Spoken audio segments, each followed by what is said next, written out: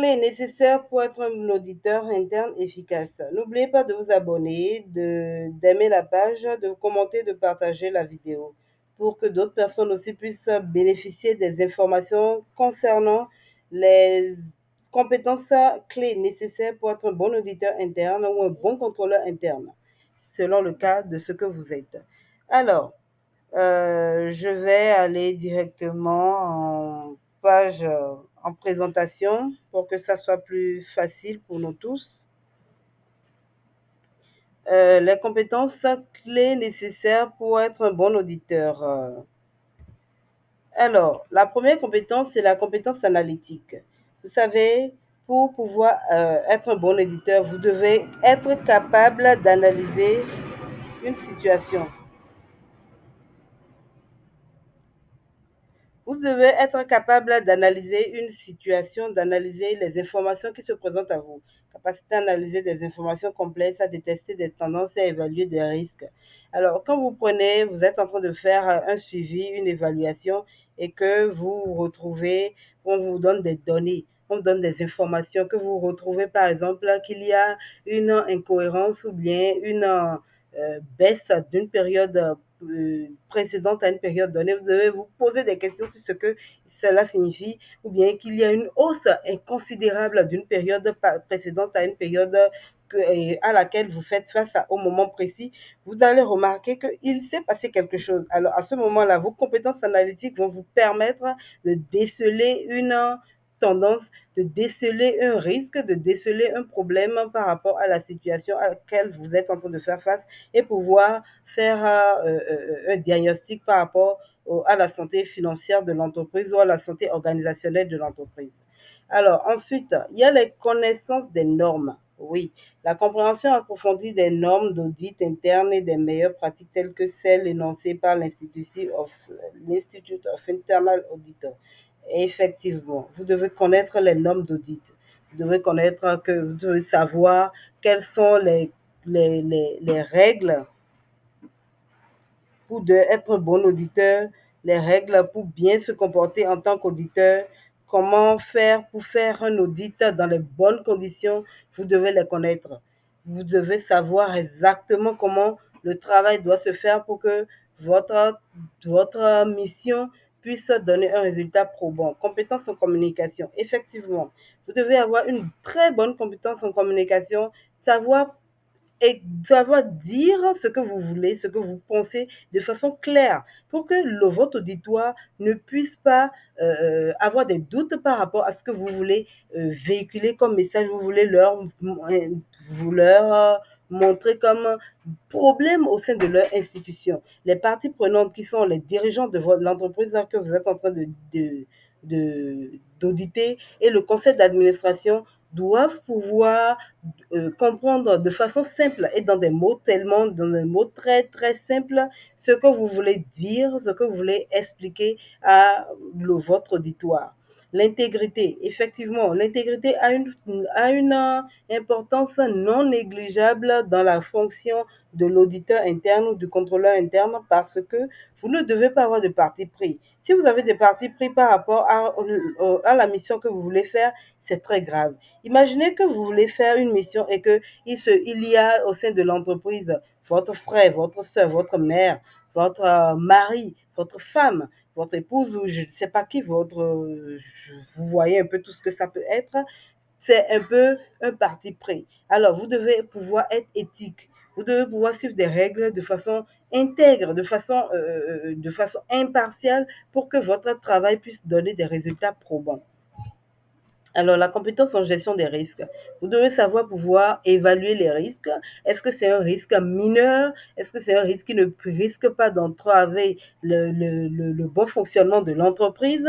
Est-ce que c'est un risque qui n'est pas censé, qui est plus ou moins mitigé déjà? Est-ce que c'est un risque qui risque d'entraver le bon fonctionnement de l'entreprise et de lui créer de gros problèmes si, par exemple, il s'agit d'un risque sur les normes organisationnelles régies par une institution étatique, vous comprenez avec moi que ça, c'est un problème qui pourrait empêcher l'entreprise de fonctionner dans un court ou dans un temps court ou à moyen terme.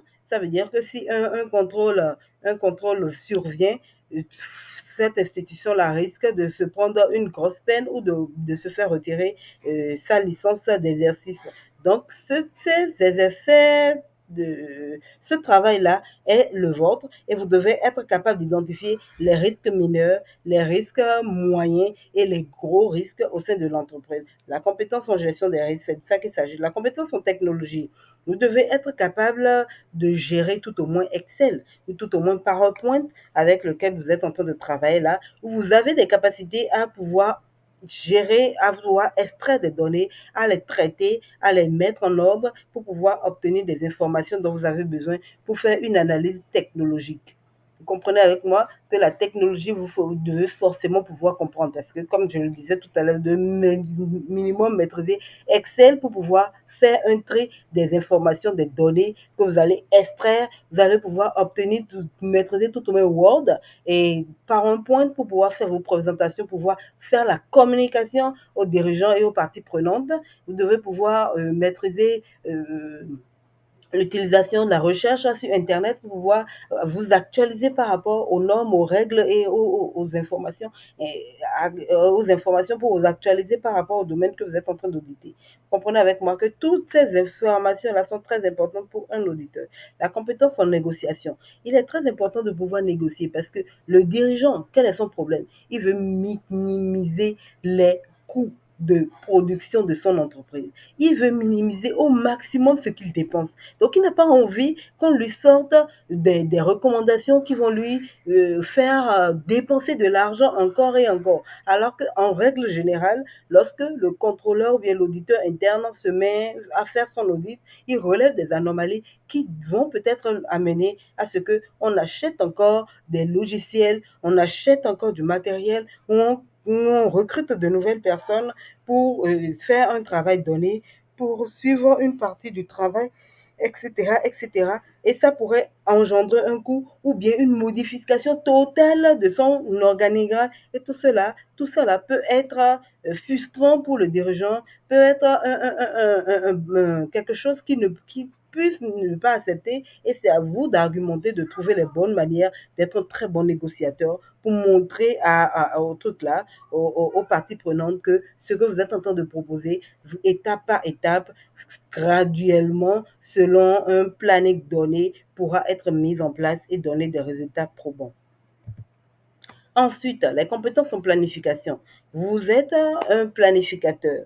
Vous devez savoir planifier, comme je le disais tout à l'heure, vous devez monter étape par étape. Si vous ne savez pas pouvoir planifier vos recommandations en étape par étape, ça sera difficile de faire des audits, de donner des recommandations et d'aider une entreprise à pouvoir s'améliorer. Et mieux encore, vous ne pourrez même pas faire d'audit parce qu'une audit, ça s'organise. Il faut déjà aller chercher les informations, il faut pouvoir traiter ces informations-là pour pouvoir sortir les anomalies que vous allez trouver. Ensuite, analyser ces anomalies-là et pouvoir faire un rapport déjà et mettre le rapport en plusieurs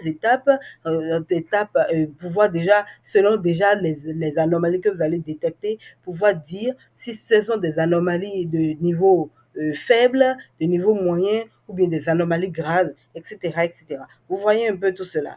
Ensuite, il y a l'adaptabilité. Quelle que soit la situation qui se présente à vous, vous devez être capable de vous adapter aux changements organisationnels, aux nouveaux défis, aux nouvelles technologies qui viennent. C'est pour ça, tout à l'heure, qu'il y avait aussi votre capacité à vous adapter aux technologies. Vous devez pouvoir aller chercher l'information. Vous devez pouvoir aller chercher à apprendre tous les jours parce que l'auditeur doit être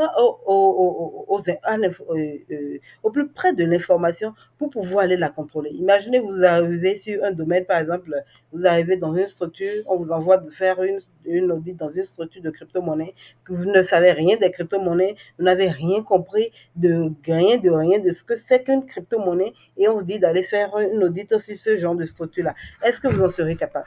Vous ne pouvez pas faire un audit pareil. Comprenez avec moi que c'est un peu difficile pour vous de faire un travail pareil dans des conditions de ce genre-là. Ce n'est pas possible. Alors, voilà, vous voyez, il va falloir que vous ayez une capacité à vous adapter, à aller chercher l'information pour pouvoir être dans les normes de ce qu'il faut pour que vous puissiez travailler. Ensuite, la compétence en résolution de problèmes.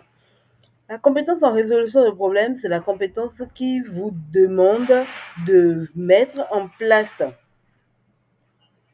la compétence qui vous met en place, qui vous permet de mettre en place des recommandations et de planifier ces recommandations-là. C'est de cela qu'il s'agit. La compétence qui vous permet de mettre en place les compétences, de faire des résolutions de problèmes. Ensuite, j'espère que vous avez apprécié ce que je vous ai expliqué. C'est un peu ce que j'avais à partager avec vous aujourd'hui. J'espère que vous avez apprécié. N'oubliez pas d'aimer la page, d'aimer la vidéo, de vous abonner à la page, de partager la vidéo avec d'autres personnes pour qu'elles puissent aussi profiter des informations que j'ai partagées avec vous aujourd'hui pour être très bon auditeur interne ou un contrôleur interne selon ce que vous êtes et de pouvoir vous améliorer dans l'exercice de vos fonctions. Retrouvez ma formation, l'audit et le contrôle interne, mon livre, l'audit et le contrôle interne, la colonne vertébrale de l'entreprise sur Amazon et ma formation, l'audit pour les débutants sur Udemy. À très bientôt. Merci.